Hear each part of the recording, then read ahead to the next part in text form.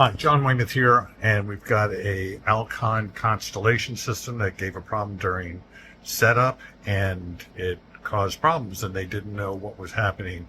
But when I look at the machine, duplicated it by turning the pressure up real high, and it automatically ejected the cassette, even though it was already in and ready to go.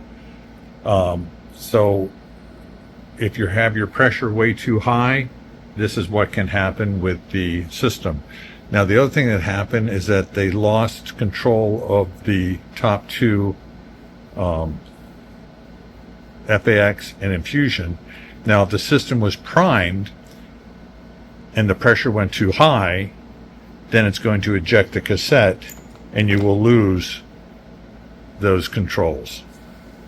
So, caution, make sure you have it set no higher than 120 is the absolute max.